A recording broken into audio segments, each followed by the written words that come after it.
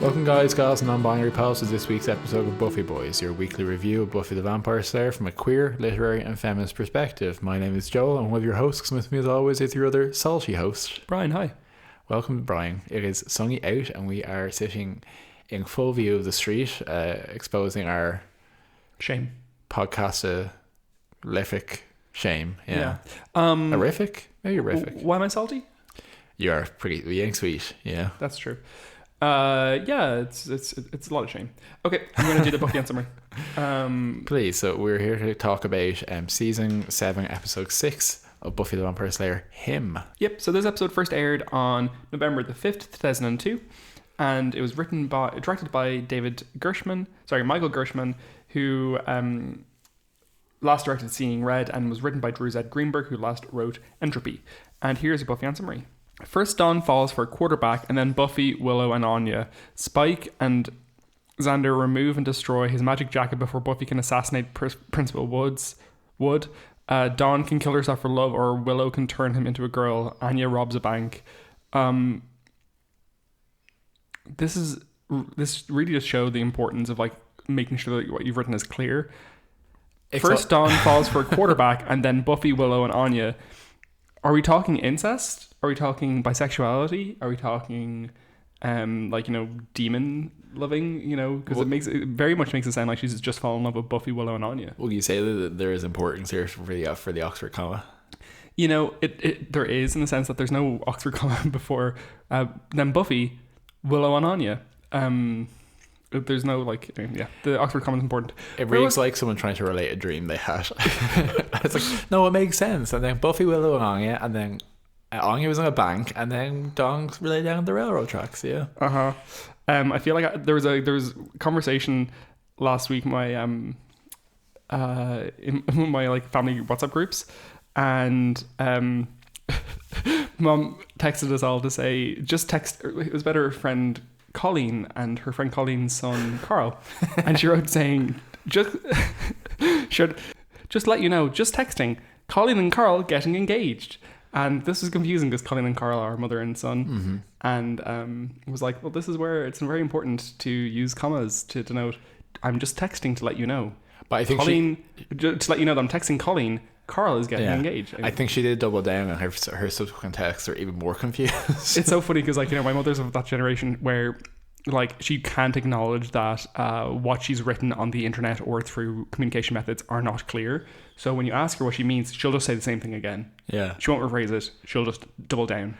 I was listening to another rival podcast. All podcasts are rivals. But I was listening to another podcast, and they were saying that their boomer father was waiting for COVID results. Mm-hmm. And they text him, and do you have your results yet? And he replied negative. And he meant no. I haven't gotten it. As opposed to, he's negative. Jesus Christ. That kind of stuff, so, which I quite enjoyed. So, we are going to slink right over to the Bronze, which has, as I noticed in this episode, all new and tasteless early 90s signage and branding. Mm-hmm. And an excellent band. And an excellent band. And we're going to talk about what have we been consuming. Mm-hmm. Over the last week, and what sets us apart. I learned this sets us apart from existing author Dan Brown. Is apparently Dan Brown said that he never reads because that would make him a consumer rather than a creator. Okay, so he reads no fiction. Okay. I haven't read much fiction this week. No, but the incredibly hubris of being like, I've never read a book, but I'm pretty certain I can write a good one. Yeah, that's pretty worrying. But no, what have we been consuming? I would say our docket this week is composed of a couple of things that I would say we've had a lot of anticipation for, and maybe haven't panned out has been quite as impactful as we thought it would be. We had a lovely trip, though. We did to the cinema, to the fancy cinema, not the normal cinema. Actually, yeah, and we went to the cinema on Saturday. It was a very cultural day for us. In the afternoon, we went to a fringe show of one of my very good friends, Kira, who it makes it sound like I'm not friends with Kira, but I understand what you mean. Well, I'm glad that you're worried that in that situation your friendship with Kira is being threatened. I'm worried at all times. Go ahead.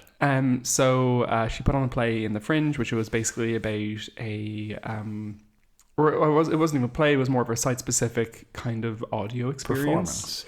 Audio performance. Yeah. But it was essentially about a queer man growing up in Ireland, moving to London, and kind of arriving back and finding the whole place is kind of changed and is now accepting and not awful, essentially.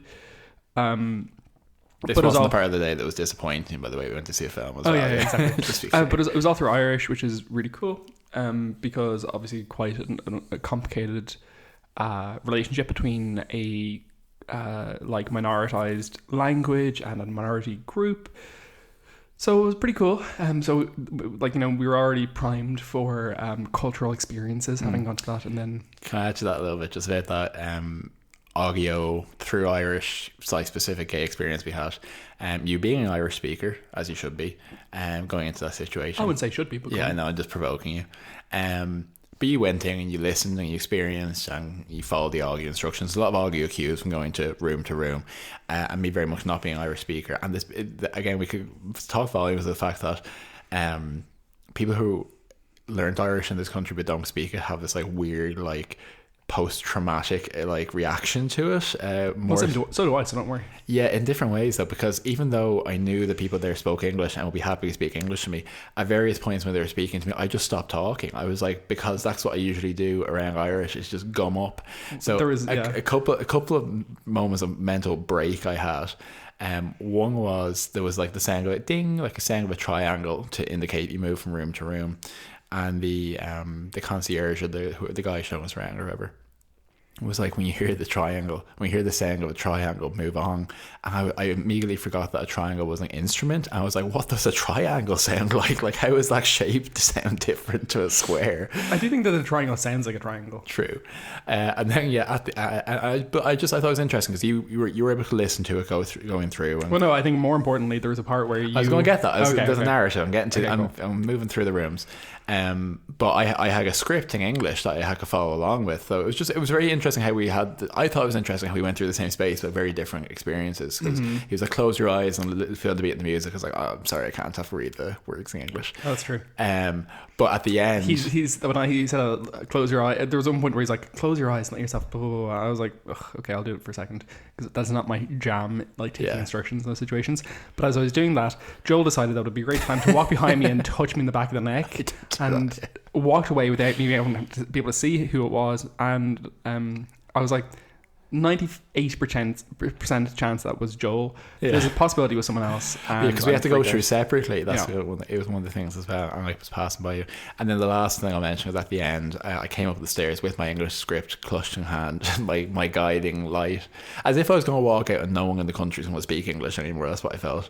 And the woman at the top of the stairs took my script and asked me, so did you enjoy it? Did you have a good time? And I stared at her and I said, I'm so sorry, I don't speak Irish. And she said, that's okay, I wasn't speaking Irish. And then like 3 seconds later I walked up and I was like, do you got to give me a nugget or whatever? And she was like, oh sorry, I don't speak Irish. So she, not only did she speak English to you, she could not speak Irish while you were trying to insist that you couldn't communicate to her while you were speaking Irish. So we were all of a kerfuffle. And then we went to a very cultural experience. We went to a very nice well-known Dublin pub, and then we went to the Lighthouse, which is the fancy cinema, to see I don't know who directed. Directed by David Eggers, I want to say. Let me just check. We saw Dev Patel's Green Knight. Yeah, which highly acclaimed, like 88% Rotten Tomatoes, based on the romance poem from the 14th century, I think, by an anonymous poet, often described to the Pearl poet or the Gawain poet. We would have studied it in college. It's not quite Middle English. It's kind of slightly more, or is it technically Middle English? It's actually explicitly Middle English. It's a 14th century Middle English chivalric romance. Yeah. So, David Lowry is who it's directed by, which is funny because we also know someone by that name. But so while it is like to some degree a different language, Middle English, it's reasonably readable. As in, like, you don't need training to read it if you sit down. And you kind of recognize that a few letters are like represent different sounds, and the sounds overall will make up the same words. It's kind of like I would say like almost like just a different dialect almost of English. But it's very much worth reading. It's like a classic for a reason, one of those where it's like, quite like interesting and weird and good. Exciting. Yeah. But I found the movie a bit meh. I thought it was visually incredible performance by Dev Patel, really interesting take on an approach on the whole thing, but for me just a little bit unlovable, unlikable, unwatchable. Yeah, so I think there was a lot of anticipation around because it seemed like such an electric prospect. Dev Patel's a great actor, it looked visually stunning. A24 produced. A24, etc. And I enjoyed it. I think my takeaway from it, I do agree that it probably there's something about it that doesn't, as you say, you wouldn't fall in love with it as a film. It's not charming necessarily. And I think what's translating there is that while it does adapt very, it obviously adapts the setting and the text and the poem and makes its own additions there. I think in terms of its pacing and its structure and its content, it's actually quite similar to like a romance poem in the sense like really like not a lot happens necessarily. It's more about to be a tone and aesthetic and a feeling to be based on repeating and repetition and to be easily memorized. And all I'm saying to that is I think that if you hew too closely to that, you actually get something which maybe by modern standards is just a bit too bare. Exactly. So I actually think in that way it was kind of a really good adaptation. But maybe that was potentially to the detriment of its enjoyment over the course of a 2 hour plus runtime. Yeah, and it's funny because I'm not usually someone who would criticize slow cinema. I find slow cinema to be very worthwhile. It's just it didn't have enough to intrigue ultimately me, but most people disagree with me. Most people found it to be a brilliant movie. It was highly acclaimed. Go watch it if you're interested. I think it's worth seeing. I just don't know if I would rewatch it. I definitely want to go buying it on Blu-ray and that. Yeah. And the other thing we've been watching is Midnight Mass. Incredible name for a so far pretty good but nothing crazy Mike Flanagan TV show, who directed previously Bly Manor, or The Haunting of Bly Manor and The Haunting of Hill House.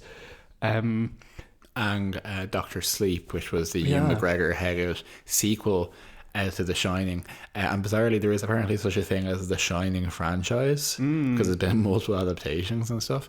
So and that's on Netflix. And similarly, it is a similar vibe of stylistically, very compelling, very anticipated, and all that kind of stuff. And as we've talked about, I think potentially both Mike Flanagan TV shows previously on the show. So for me, anyway, so far, as I say, it's nothing there is like electrically blowing me out of the water, but it's fun to watch and be scared by potential ghosts. It's a fun watch, I think. Yeah. And unfortunately, like one of the things that I absolutely loved about the previous series is that thing that he does where he puts ghosts in the background of every shot, and you can get a little terrified by them just standing there. I love that. Whereas in this, it doesn't happen at all, which is absolutely fine. It's not meant to be actually, like, it's not a sequel to that franchise as such. Yeah. And it's interesting so far. Some interesting discussions about religion, guilt, Catholicism. So if that's your jam, you might enjoy it. And apparently it continues to build, and it's definitely built so far. There's been like some like pretty scary moments, pretty like spooky moments, and I'm definitely going to finish it and very much enjoy it. But just like it's just a bit lighter than it probably could have necessarily been. Rahul Kohli's in it though, who was in Bly Manor, and I think he has definitely been in other things. I don't think I've watched many of them, but very, very funny man online, incredibly good looking, big gamer, and based his character portrayal in this episode on what's his name, Joel from The Last of Us. Yeah, in this show, and he's essentially playing a Muslim sheriff in this devoutly Catholic, specifically American island town, where all these kind of very underpopulated. Where I think it's like 127 people live there or something like that, and where a priest arrives back to the parish, and strange religious type happenings, are happening in this kind of not abandoned but desolate fishing village. It's enjoyable on that front. I find it so deeply interesting when American media goes deep on Catholicism, because while Catholicism absolutely does exist there, it's like a genus of Catholicism which has diverged so much from what we're familiar with in Ireland. It almost feels like a different species at times. So, in one of my effortless segues into the episode of Buffy, talking about our Lord and Savior Jesus Christ, i.e. him. Let's talk about this episode. That's Buffy. pretty good, actually. Talking about him, capital H. Let's talk about the episode him. So I will go in hard and fast on this episode and say that I remembered nothing about this episode effectively. Oh, really? Like I think I knew it was in there. There's a couple of the scenes which when I watched it, I was like, oh yeah, I know this bit exists. And I think you said to me that it's like got some of the worst ratings of this season. It is the worst rated episode on IMDb of this season. I was howling. I thought Had a lovely time. I had a lovely time. I thought it was so funny. It was incredibly light. It was not nutritious as an episode at all. Stupid as heck, and I liked it. Yeah. So our basic premise being that we're back to kind of the high school setting. In the high school, we have Dawn lamenting, oh, why does everyone dedicate their time to loving people and being crushing on them and stuff? Why don't they just paint murals everywhere? And then falls for this, I think, intentionally very generic football player. Like not RJ. even... RJ, yeah, which we never learn what that stands for. And it seems like a whole, okay, we're doing kind of the soap opera teen drama thing for a bit, and then she pushes his football rival down the stairs. And then we escalate to the point where it's clear that there's some spelling going on, some magicking, and that eventually Buffy quite aggressively seduces him, and then it all goes to heck. So that's kind of, and that's really all that happens. Is a lot of very inappropriate high school sexual comedy.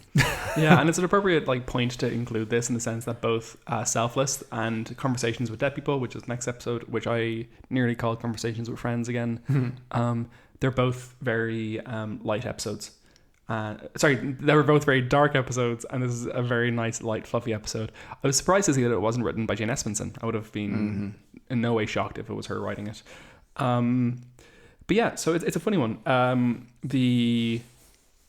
I think that the most important thing about the episode is it's very, very clearly an extended discussion of previous Buffy episodes. Not even discussion, but kind of in the sense that this whole season is about a return and back to the beginnings. This episode is very much rehashing Bewitched, Bothered, and Bewildered. To the extent that it actually includes grainy archive footage from the episode. Yeah, which is the episode in season 2 where Xander trying to do a love spell to have Cordelia fall back in love with him. So because she recently broke up with him because she got a fucking stake through her her stomach, right? Anyway, and she becomes the only one who isn't in love with him in the town. Exactly. Every other woman falls in love with him, including Willow, who's quite upset. It's a very funny episode. We really liked it. But they have so this episode very specifically calls back to it. But it's nice. I think it's nice in this season is specifically making an effort to remember the high school days of Buffy. And one of the most notable things about this episode is where the solution in season 2 with Bewitched, Bothered, and Bewildered, which I think was the Buffy Light episode for the season, which is funny, but is that they have to what do they do again to break the spell? Do they have I think Giles does some magic to is that the one where he's doing magic in one of the chemistry labs and gets hit in the head or something? I think maybe, and that's what reverses the spell, while there are hundreds of women running towards Xander and Cordelia in the basement, and Willow is literally after them with an axe. Yeah. In this episode, the solution is seems silly, but it's very well done in the sense that it has a 2-part solution. One of which is that Xander and Spike just tackle RJ. I so much prefer to call him RJ. Would that be culturally inappropriate? Not culturally inappropriate. Would that be mean? Because that's not his name in the sense that he's known as RJ. RJ. Well, put it this way: if it was an American show called Generation Z, would you call it Generation Z? No. Yeah, I think you have to go with people's names or what they are, unfortunately, even RJ. Yeah, RJ. So he gets tackled by Spike and Xander, and they take his jacket and burn it, which, very genuinely pithy and funny. But also the other solution is that Dawn is genuinely in trouble. She has decided to give her life up for this boy because of the spell, and Buffy essentially just breaks free of the power of the spell because of her concern for Dawn. And the overall message there being that, like, you know, being an adult, solutions are easier. Yeah. Things are easier to deal with. You can figure things out better, which I think is very appropriate for the season. Yeah, and I think, you know, even more appropriately, it's not even necessarily goes as far as she just fully breaks the control of the spell. She very much is still like, oh, that boy is so hot, but she says, I love you so much, I will even give him up for you, you know. So I think you're right, is that this synthesis as an adult is like, things don't have clear delineations, they're hard and you do them anyway, you know? But yeah, it just comedy front and back through the episode. Michelle Trachtenberg just carries the entire thing on her back. She's doing really good. The opening scenes where she's trying to ingratiate herself with the football kids and then goes to cheerleading practice to try out, like, stomach churningly awkward. Awful. So she goes up to the football kids and she's like, do you think we have a chance this year to go all the way? And they're like, maybe. We'll see. And just like, ugh. And then she puts on Buffy's old cheerleading outfit, which is funny that even by the point of the show, like, everyone else is just kind of in their casual clothes. It does look a bit dated. It actually conveys the fact that Buffy went to school like a few years ago. 7 years ago. Yeah, which I thought was quite interesting. And then she just falls straight on her ass. It's very, very She didn't just fall on her ass. She first does a cheer specifically written for RJ, and it's just so fucking painful to watch. It was awful. Yeah. And then when she goes to the bronze to try and, you know, with him to the bronze, and she is like gussied up in basically like doing your classic woman in Buffy thing, going to the bronze, their hair is blown out. It could be Faith, it could be naughty Buffy, it could be Eva Willow or whatever, and you know, you have her dancing up on RJ, and then both Xander and Willow lusting after her. Yeah. There's so many things that are just unconscionable. Xander does utter the phrase "daddy like," about Dawn, which of course the fucking Wikipedia notes. They will go on to be a canonical couple. It's like, shut the fuck up. Yeah. That's not okay. Anyway. And then eventually we have obviously Buffy coming under the spell of this jacket, and I love the jacket as like such an obvious MacGuffin, because they make clear that it came to him from his brother, and then before the brother from his dad. They say we'll never know why the dad had the jacket. Things just weird here. And it's not even super clear that RJ ever really... I don't think he knows he's wearing a magic jacket. He just says a lot that girls tend to like me and do things for me. So he's probably like a little aware, but it's definitely not like he is evilly wearing the jacket. Yeah, no, it's not. It's nothing like that. It's really subconscious. And then, but yeah, the whole thing of like... Buffy trying to seduce RJ and being like, I'm only a few years older than you actually, you're basically the same age, and then like bringing him to like a spare classroom and straggling him. Yeah. And when Xander finds him, just being like, this is strange, but he doesn't necessarily immediately think that it's a spell. He just thinks that she's had a mental break or something. Yeah, that's pretty great. One of the things that you obviously you brought up the dancing scene in the bronze. Very important to bear in mind, this episode really smacks of early noughties misogyny. So for one thing, the whole communication of Dawn as a silly little girl with a silly little crush, quite diminishing in some ways, but you know, we'll let that of the text. I'm not too worried about that. However, all of their commentary around her of like their I think I asked you to write down a phrase specifically, but what's the phrase that you have there, Joel, in all caps? So I believe the phrase in question, Brian, was "slut bag hussy."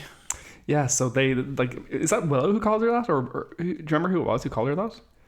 I don't think it was Willow. I don't think she was being as judgy. But one of the three of them call her, like, but without knowing it's Dawn, call her slut bag hussy. Essentially for wearing just like slightly revealing clothes and having like makeup on and doing her hair like, you know, like a slightly wet look or something. And it's really awful, honestly. I really didn't enjoy it, in the sense that like there's, you know, the joke there is like, lol, oh oops, it's Dawn that they're talking about, and it's like, you know, you shouldn't be talking about anyone like that. I continue to be so confused by the bronze, because okay, Dawn's like what, 16? Mm-hmm. The implication, I think, from Buffy isn't that she shouldn't be in this club. It's just that she shouldn't be in this club. Yeah? Yeah. it's not like, why are you in a nightclub, you're 16. It's just like, why aren't you at home like you said you would be? So it's like, if you're in a situation where you could potentially be as 22, 23 year olds playing, 23 going on 30 or whatever, be looking at somebody like, this girl might be 16, she might be 18, we don't know. It's like, these places don't exist. But also it's important to bear in mind that, like, Buffy and Willow were, like, dressing similarly, like, revealingly at this age. Willow was wearing, her outfit in Halloween, which was sort of dominatrixy, Well, no, that's not fair, probably. It was very revealing. It had, like, very clear, like, stomach on show. It's like a Charlie's Angels kind of thing. Yeah, which, like, absolutely women should wear whatever the fuck they want. But also then Buffy was, like, consistently wearing very, like, short skirts, very low cut tops, or very, showed a lot of midriff. And, I don't know, just don't be judgy, please, towards women. But it's very much like a clear indication of the time. Yeah, and it's also a lot of I think in text there's a lot of comparison now that Dawn is getting a little bit older of how she's interpreted from doing a lot of the things that Buffy would have done. That's really what she goes through a lot in this episode, is literally being run through the ringer of a similar plot to Buffy may have had in season 2, say, kind of thing. This whole season very much is like, what happened to Buffy but except to Dawn, which is like, it's an interesting way to approach it, especially because, like, it gives Buffy a kind of like a way to learn to parent and to spread power, essentially. I don't know if this was the specific phrase you wanted me to take down, but this is definitely one that we noted from that scene to tie into that point, which I've actually taken down verbatim. Buffy says to Dawn, "Do you have plans for later, or are you just going to go down to the docks and wait for the fleet to come in?" Yeah. Which is, like, it's always like this conception of, like, sex workers as, like, in Les Mis in people's minds. Like, there's something incredibly, like, dysentery ridden and how people seem to, like, whenever they describe them on TV in this way, or they're on Law and Order. Important to bear in mind. It's worth noting. Buffy, like a feminist text, by all accounts at the time, really intended to do well in terms of its portrayal of women. This kind of, like, girl on girl, like, attitudes around slut shaming and shaming of sex workers has aged poorly. And I'm glad for that, in the sense that, like, I'm glad that things are, like, people just wouldn't think to, if people thought to say that now, they'll get backlash. Hopefully fewer people would think to say that. There's a consistent, almost unconscious theme in the show's writing that there's good girls and bad girls. Yeah. And good people and bad people in that way. And it's interesting because I actually don't think it is. I don't think in so many ways it is in any way even intended subconsciously or subliminally to be misogynistic. In the way that many things are, people don't make the effort to make sure that they're not misogynistic. I actually think it doesn't occur to the writers to the degree it would now that these things are actually pitting women against each other in a way that's unconstructive. It's a funny one because, like, I bet you, I'm sure, we know for a fact that the writers' room for Buffy had significant amounts of women writers for the time. Not enough, but definitely for the time, significant amounts. And the reality is that, like, those women would have identified as feminists, would be very interested in advancing women's rights and in progressing thought around how women are viewed. And just, like, I'm sure wouldn't write that now, weren't aware to some degree, but also, there are definitely people out there who weren't writing this stuff and also, like, who are writing better than this, or writing less like this. So it's a complicated one. And also I think it's important to bear in mind that, like, everyone, like, so many, like, this was the cultural approach at the time, was to be misogynistic in this way, or, like, whereas, like, feminism is good but sluts are bad, essentially. Well, it's, like, similar to what we've spoken before about how it was, which is not an excuse in that thing, but it's just like it's important to bear in mind how endemic it was. It has changed, like, similarly as we said before, that it was in texts that are like very arguably not homophobic texts. It was okay for characters to call each other fags, and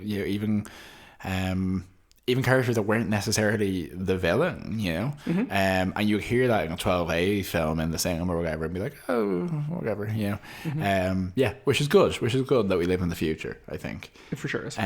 So aside from the I don't want to leave discussions episode without talking about the conclusion in terms of the 4 plans that come together. But before we do come to that, I think there's actually some interesting direct thematic conversations in the episode about what's happening in Buffy, you know, because a lot of what Dawn is kind of developing a bit of a role here as a kind of a secondary truth seer, truth teller, similar, and I think her association with Spike is no coincidence in that way. And she is often observing what people are doing and trying to like interpret it. So she's asking like why. She's like, this is all very confusing. Like, you said that Spike was someone who could take care of me, and then he tried to rape you, and then he said to stay away, but now you're kind of letting him back in, but he's changed. But yeah, and she's like, can you explain this to me? So it's really like interrogatory. And specifically, I thought there was, given the themes of, or the aim of this show, this podcast, they're on screen talking about what does it mean or matter that he got a soul. Do you know what I mean? And why it does it matter? And if it does, what does it change? And does it mean that he can't? Because the show has occasionally wrestled with the fact that obviously ensouled people and humans do bad things, but there is an implicit thing that it's much more unlikely. And then I think Don is really asking like, how unlikely is it? You know, how much does it change him? Which of course sets up the next episode nicely. Like, is Spike now a different person to who he was beforehand, in the same way that we always say Angelus and Angel were? Yeah, that's it. It's a good question. Yeah.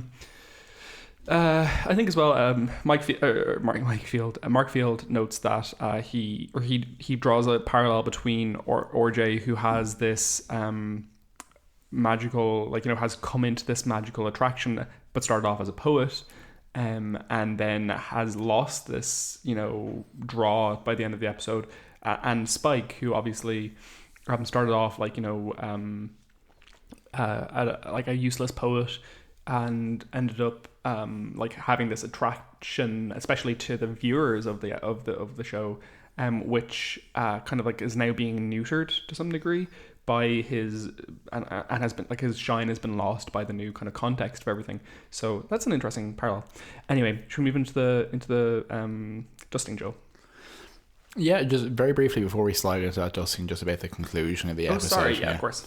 And just to note the incredibly like out of character but appropriately so comedic setup where all four of the women, Dawn, Buffy, Anya, and Willow, contrive different plans to get RJ on site. We could have a whole episode just talking about the whole conversation Willow has, where she's like, well, I love RJ so much that I don't even care about the fact that I'm gay, and love transcends all of that. And Anya being like, what are you going to do? Just make a spell to turn him into a woman? Or her being like, that's exactly what I'm going to do, you know? No, it's not like that's exactly what I'm going to do. She's like, oh, great idea. Yeah, but the implications of that for a show that's kind of about queer themes and Buffy, you know, I think we can come back to that maybe in the future and really expand that out. And we have Buffy's like, you know, how this jacket affects them, I think, is so unpredictable, because Buffy kind of goes sociopathic for the whole episode. She's just like, Donnie, you know, he'll never love you, etc., and all this kind of stuff. And I have written down here from her seduction scene, horny MILF Buffy, which I think is kind of characterized. I think you're like letting us know too much about your Google searches. Very good, Brian. And we have Anya has her whole separate plan, which is to rob a bank. And Dawn just goes and lies down on the train tracks and waits for death. But there is probably one of the most comedic scenes I've seen in any TV show, to me, is the scene of Principal Wood just listening to his CD on his single CD changer in his office doing his marking, and outside the window we see Buffy very slowly walking sideways carrying the rocket launcher, which she's obviously stowed away from season 2 when she uses it on the judge, yeah. And then turning about to like blow him up, and Spike tackling her and running away, silently tackling her. But it's the deliberate slowness that it's like a Three Stooges sketch. She walks like she's carrying a ladder, walks, and then just turns and points towards them. It's really good. It's very, very good. I also thought the comedy of at the end when Anya's like, I just wrote him a poem, what are you talking about?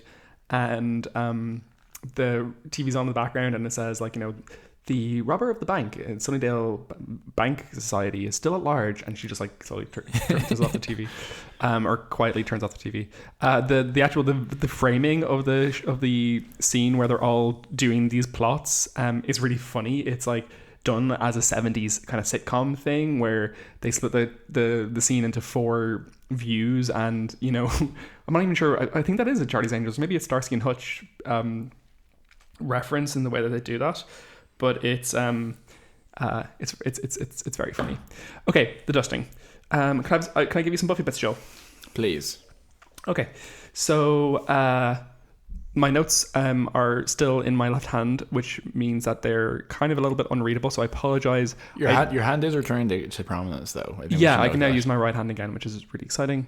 I went to the hospital yesterday and they took off my bandages and they redressed it, but I got to see my finger for the first time, and I was explaining to the girl, they showed me the finger right after surgery, and I was like, she's like, oh, so you know what it looked like? And I was like, I think I might have like blocked it out of my memory. She's like, what do you mean? And I was like, well, I keep trying to remember what it looked like to see like if I can think of like how long it is, because I didn't know how much of my finger I'd lost essentially, and I keep trying to see that image in my memory, and it keeps just like blacking out. And she's like, oh, that's not good. And I was like, no, I know. Anyway, so Laurie, who kicks Buffy, she plays she's played by Angela Sarafian. Sorry,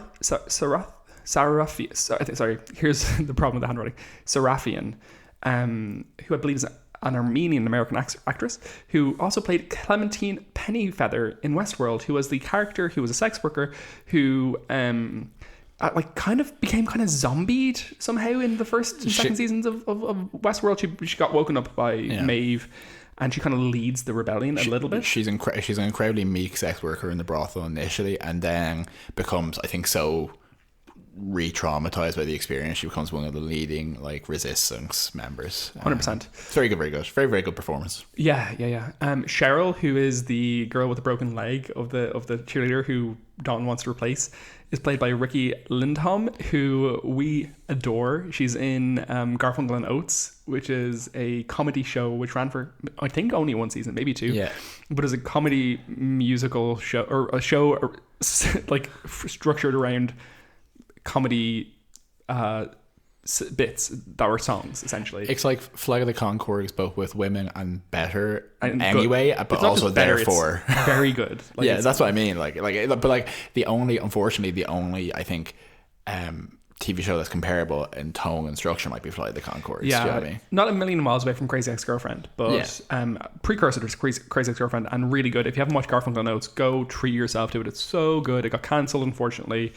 And you'll recognise both the actors in it. Yeah. I love both those actors. They're in everything. And also Ricky Lindholm was also in Gilmore Girls. She plays one of the girls who Logan is in love with, or like Logan is who is in love with Logan potentially, or just like one of that set. Anyway, the Breeders are the band who play in the Bronze. The Breeders are a band in which the Kim, I can't remember her surname, Kim something from the Pixies. Who, if you don't know the Pixies, then what's wrong with you? But the Pixies are one of the most important indie bands of all time. But she plays in this band with her sister, and the Breeders are really good. The album, The Last Splash, or maybe it's just Last Splash, I can never remember, but is a genuine, like, brilliant Kim Deal. It's a brilliant album. Thoroughly recommend it. You probably recognize some of the songs from it. It's just Last Splash. Thad Lackenbill, I think, who plays RJ, when Buffy's like, oh, we're not even that different in age, he is in fact 2 years older than Sarah Michelle Gellar. Oh my god, that's bizarre. Yeah. When Dawn is cutting up the uniform, the Shins' new slang is playing, which is really bizarre. That's a song most famous from the Garden State soundtrack, or from the Garden State movie where Natalie Portman is like saying to Zach Braff, this song will change your life, and puts the headphones on him, and it's this song. Anyway, the Dawn lying on the tracks waiting for death, very clear Anna Karenina reference. Obviously, it's the first thing I thought of. Did you not? No, I just thought of someone lying on train tracks and a villain twirling his mustache in an old-timey film. Right. And I just noted that there's a very clear misogyny in the Anna Nicole Smith reference, where they're like, because Anna Nicole Smith, very tragic figure. Has she died by that point? She hadn't died by this point. Yeah, and something which will immediately like age your snarky remark, like cream. What am I trying to say? Make it really bad really quickly. Yeah, exactly. Like, if you want to like talk about, you know, the genuine gross misogyny in that time period, look at any commentary around Britney Spears, Anna Nicole Smith, Paris Hilton. Like, none of it, like, I mean, Anna Nicole Smith and Paris Hilton, both like very unusual individuals, and like certainly no, like Paris Hilton, I would say probably like, you know, very, very incredibly intelligent person in terms of how she marketed herself. I think she kind of fed into that to some degree. But like Anna Nicole Smith and Britney, both like very clear victims of the society, I would say. Oh, like the Britney Spears, like that's final girl stuff happening in real life. Like, the conservatorship story is. We're not going to become a Free Britney podcast, but and I haven't watched any of those documentaries, which I think I would. I'm not a massive Britney fan or anything, but like I think it'd be good fun. No, not good fun. Horrific. it would be fascinating, edifying. Do you have any Buffy bits there for me, Joe? Yeah, so RJ's brother, who is played by actor Lance Brooks, who is more prolific, I think, as a voice actor. In particular, voices Gareth Vicarian, who is a fan shipping favourite in the Mass Effect video game series. And one of the only good cops. Other good notes, yeah, I think we see, I suppose, just now that we see yet another version of Buffy in this episode, like as in a different personality or a different incarnation of Buffy that Sarah Michelle Gellar plays, which I quite enjoy. I make a note here that it seems like Xander just wears his hard hat everywhere, because he was wearing it a couple of times in this episode in scenes where he just wasn't at a construction site. I know it's the school is still a construction site, but he was nowhere near the construction. Do you know what I mean? He was just wandering around. And yeah, I enjoyed at the end of the episode when Buffy was asking him, did he not consider trying the jacket on even once? And he was like, it didn't fit. That was enjoyable. Yeah. Okay, do you have some fashion notes there first, Joe? Yeah, so lots of fashion on this episode. Everyone's changed their hair. So Buffy and Dawn both have, I think, probably new production block hair. It's got like more feathers, I want to say, across the board. Obviously, Dawn had fully blown out hair and, you know, kind of wet look, as you were saying, when she was in the bronze. Buffy in one of the earlier scenes is wearing a shirt which is like, it's basically like a pattern has been cut into it. Like if you imagine if it was like a piece of like construction paper and someone cut a star into it, that was like it was structural. It's very structural top. And we see obviously Anya's bank high skier was iconic. Yeah. And as I mentioned, we see the return of Buffy's cheerleading outfit, which is unfortunately shredded at the end of the episode. But I think it's actually it's quite it's a great look. It's a really like distinctive. It's so cool. It's very Olivia Rodrigo. Good for you. You could wear that today and you'd look like the chicest person on campus, which I often was referred to as. Oh, sorry, that was cheekiest. Lol. And then obviously we have Buffy when she's in her seduction scene. Took I think potentially the same little black number out of the closet that she used when she tried to seduce Xander back in Bewitched, Bothered and Bewildered. Yeah, won't be too surprised. Okay, and death count. There was one very perfunctory death. Buffy axes a demon who is attacking Anya, sent by the Hoffring. Yeah, but that's really just to bring Anya into the plot and back into the fold, really. Great. And do you have a rating for me, Joel? Yeah. I think I'll give this episode an 8.6 pushy queens of Sluttown. Tell me more about that. You know, not the weightiest episode of Buffy. Maybe I'm being generous, but I just had such a good time watching it. I thought everyone was, you know, it really showed this is what a good ensemble cast can do together. When you have this history with the show, when they're being self-aware, when they're not trying too hard on some of it. And I just laughed so much. It was most of I've had watching an episode of Buffy in a while. Yeah, it was just like straight up fun. Yeah. I'm gonna give it 8.1 breeders out of 10. Very good. I had loads of fun with it. I think it's bonkers that this episode isn't enjoyed more. But I think that happens a lot with the like genuinely funny light episodes of Buffy. People are like, I'm sorry, but this didn't have a musical number that I wasn't expecting, and it wasn't in black and white, so it's actually not very good. Anyway, by really black and white, do you mean no sound? No, I was like kind of trying to come up with another like flashy, cool way of doing Buffy episode, you know? Cartoon. That's what it would be another way. Oh God, these days it would be a cartoon. And I would blame Community, even though that the cartoon episode of Community was really good, but so was the stop animation. Community, just a wonderful TV show, really. Very much influenced by Buffy, I would suggest. Okay, and let's move on to the Cordelia chase, which in this episode of Buffy, or sorry, of Angel, the other one, Lauren actually does refer to. He says, "Let's cut to the Cordelia chase." Yeah, I'm a genius. I am a genius. It was like very much pointing at TV. Yeah, so this is actually a lot of fun. This episode, Spin the Bottle. Contrived in a good way. The premise being that Lauren is narrating, kind of doing this bit where it's like, here's a funny story that happened to my friends recently, and we didn't know how difficult things were going to be in the future. In a wonderfully like tissue paper thing premise, it's like really never clear like when if this ever happened, if he ever narrated this, or if it, because he's narrating events that haven't happened yet, but it's very hand wavy, and the premise being that they want to do a spell to help Cordelia get her memory back, and the spell goes awry, and what it induces is they all regress to their 16-year-old selves, which has a number of interesting effects. We have Cordelia playing season 1 of Buffy Cordelia. Mm-hmm. We have Wesley as he would have been in the Watchers Academy, so back to his prissy, foppish younger self.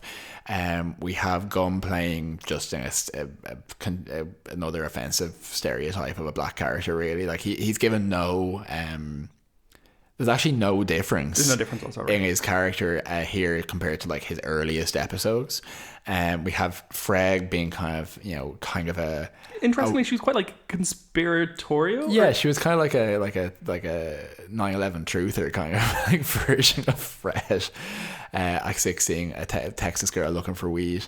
And yeah, we had very endearing. Let's be real. She was, and then we had Angel regress to Liam, the 16-year-old merchant son from I think it was 18th century Galway or whatever. Yeah. Who I was saying this at the time, like he's very anti Wesley because Wesley's an English bastard essentially, but like realistically, like Liam, given that he seemed to be somewhat gentry-ish, or like he's definitely well off. He wasn't.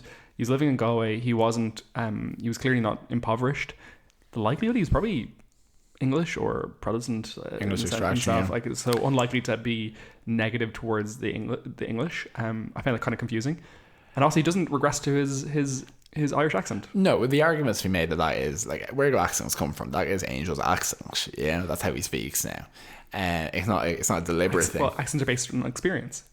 Yeah. Memory. So magic. Okay, magic. The premise was fun. It was to put them all into conflict together. You had Wesley coming in very suave with his like cool fold out sword coming out of sleeves and all that, and then just constantly being seconds away from accidentally decapitating himself when he forgets that he's basically gadgeted up. Mm-hmm. You have Angel just thinking everyone is the devil. Yeah. And it shouldn't be funny, but in many ways, but the line landed when Gunn and Wesley were fighting, and Liam says, it's about time those English bastards get what's coming to them. My money's on the slave. And it's like, there's so much.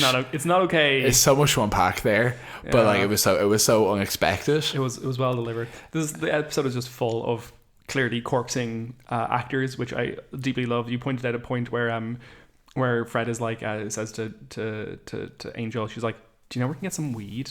And you can see Dave Brown has been like, oh, what are you talking about for a sec? Like trying to what he's trying to communicate as an actor is, I have no idea what you're talking about, but clearly it is Dave Boran is struggling to keep his face straight. Yeah, and it's great. There's a lot of trying to investigate the mystery, a lot of trying to figure out, is it the Watchers Council doing a crucimendium? Yeah. Cordelia basically being bitchy season 1 Cordelia, again some contrast there with how she's developed, etc. Connor's around and like he gets involved at various points, and again he like tries to, she's like, Cordelia tries to seduce him, and then like, I'll have sex with you if you kill your dad, and he's like, okay, apparently I'm fine with that. So his whole stuff is just so shoehorned in. Yeah. But the whole bit where Liam realizes that he is a vampire and then just like keeps changing his face. And Cordelia is standing outside of the bathroom and she hears the sound of him changing face forwards and back, and it sounds like skin flapping. So she's like, "Are you masturbating in there?" Essentially, and it's just real like, okay.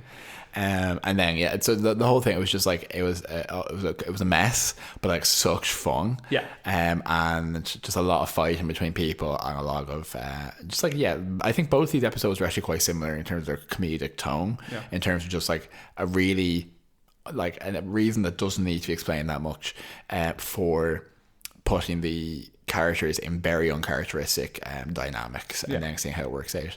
And unfortunately, this is the last appearance of Cordelia until season 5, when she comes back very briefly, because at this point she is now infected with Jasmine. Yeah, so essentially once the memory restoration spell is completed, that is the breach through which Jasmine takes over her personality. So while Charisma Carpenter is still on the show and Cordelia ostensibly is still in the group, retroactively she is in fact the following power of Jasmine. Now there's a little bit I did like about this. One was that the call forward to the what comes next is the beast, and that this is terrible danger coming. Scary, interesting. And as I said to you, a lot of this, although that Cordelia stuff is going on, a lot of the actual action is them trying to fight this unstoppable demon, which is like fun. But yeah, I would probably, I don't know, I think because it might be probably my last one for the season, I might say I give this 8 fail feminist gestures. I spin the bottle. I think it's a very easy, strong 9 fail feminist gestures. I don't know how I feel like giving any episode this season, and I'm going to stick with my 8 because you hate when I'm indecisive, or maybe you don't, I don't know. But yeah, definitely, I had a lot of fun, and I like these characters. Yeah. Okay, that's a wrap. Great. So, folks, thanks very much for joining us. We hope you had a good time. You said like you said fucks. All you fucks out there listening to us, thanks so much for joining us. We hope you enjoyed this episode. If you did, please let us know. Tell your friends. Tell the vigilante bank robber in your community, and we will see you next time. Where, Brian? Buffy Boys. See ya. Bye.